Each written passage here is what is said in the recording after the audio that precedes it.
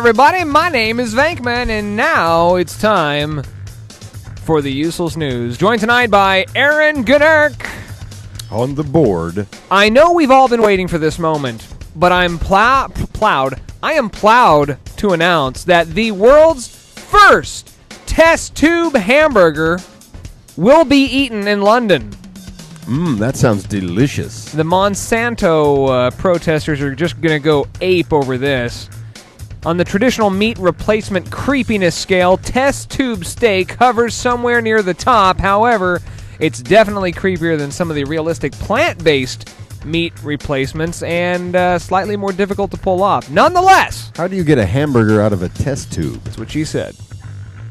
Nonetheless, a small group of dedicated scientists working to ensure that your future hearty meat dinner comes from a lab instead of a cow. They may have been successful enough that the first cultured hamburger created from bits of test tube muscle tissue will be shown off and eventually eaten at an upcoming event in London town. I wonder if any of those muscle tissues were from the buttocks.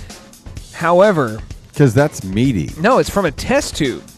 And it costs just under $325,000 to make.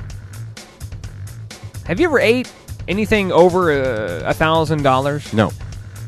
$100? No. The article goes on and on and on. $50? No. No. I'm thinking that a test tube hamburger sounds disgusting. It's making me kind of sick just even thinking about it. However, this could be the solution to world hunger. If you're able to create hamburger in a lab, let's do it. Pump it out. All the kids are fat and happy, and we're all better from it. That's right. If you can afford to pay for that $300,000 hamburger. Of course, the first hamburger is going to be, a little bit over $300,000. Eventually, they'll make more and more and more. Like, in other words, if they had left it and let it continue to grow, they could have got 2 hamburgers out of it. You never know. You could have made 2 patties out of it. Hey, Earl, how many hamburgers do you want? Just make the one. We're not trying to get greedy here. Just make the one. I don't have enough for 2 hamburgers, Earl. I don't know why these London scientists are Earl and Ernie, but still, $325,000. It will be eaten, and it will be in London. Now, they're saying this as if it's breaking news, but I'm wondering, was there some sort of a fight on where exactly the first test tube hamburger will be eaten? Or where it came from? Yeah, did somebody say, it has to be in London. We have to show the world we're the home of test tube food. Tube food. Can I copyright that right now? Tube food, and it's a restaurant that serves only food that is grown in a test tube. Are you getting that domain? Test tube carrots. Test tube food. Tube food. Hi, welcome to Tube Food. Can I take your order? I'd like a vial of your fries. Great, that'll be $600,000, please. Can you take a check? A Waynesburrough, Georgia family woke up to find a large KFC bucket in their front yard. How large? It was over 7 foot tall. Oh. This was not the 20-piece bucket. No, this is huge. Alina Hedrick was taken back by the large KFC bucket in her yard. Quote, I was driving by, I saw this giant Kentucky Fried Chicken bucket in my yard, and I thought for sure I was hallucinating. So I called my teenagers who were at home, and I told them to go outside. Can you look outside the front window? Hey, excuse me, guys, can you just take a look out there? Do you see this huge bucket of chicken out there? And I know what you're thinking. The answer is no. There's no chicken in that 7-foot bucket.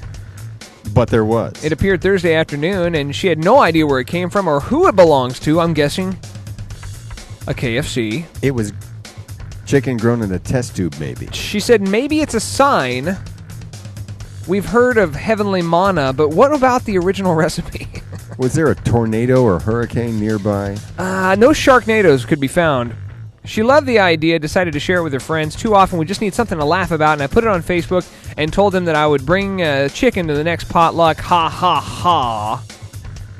The bucket has already become a popular landmark, and people have been stopping by, taking pictures, coming from all around. Is this like a prank? Like somebody went to a KFC, stole the bucket off of the top of the sign? I think that's exactly what happened. In their yard. Somewhere there's a KFC missing their bucket sign. Or, here's another thought. is that the bucket, there's a picture of it, says, it's all spelled out Kentucky Fried Chicken. As we all know, Gunnar, Kentucky Fried Chicken rebranded themselves from Kentucky Fried Chicken to just KFC. So this may be an old sign that was in storage somewhere. Somebody found it and thought, hey, I'm just going to go, this is going to be hilarious. I'm going to put them in a yard, and it's going to be hilarious. Turns out this is now a landmark. Everybody wants to have their picture taken in front or inside the bucket. Somebody knows who got that bucket out She and said, put it there, but they're not coming forward, are they? Oh, hell no. She plans to have it mounted on a pole so it will be permanently displayed for all to see. It was not the Colonel. I don't know about that.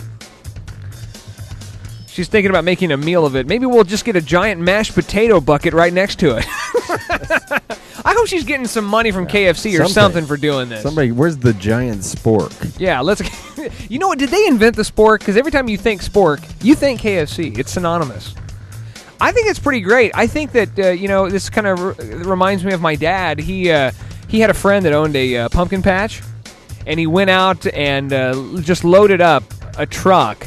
Him and his buddies loaded up a truck with pumpkins, and after Halloween, ended up taking pumpkins and putting them in one of his other friends' yards to where you could not see the grass. So when they woke up the next day, it was just pumpkins as far as the eye could see.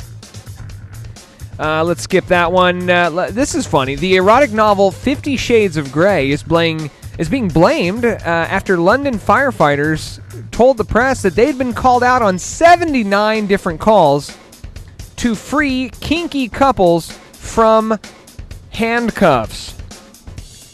It prompted that the fire chief were to urge couples to keep the keys in hand when experimenting with handcuffs during sex games.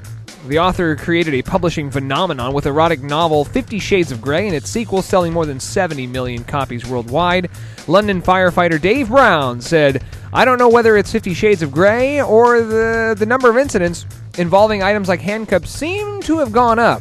I'm sure most people will be 50 Shades of Red when the crews arrive."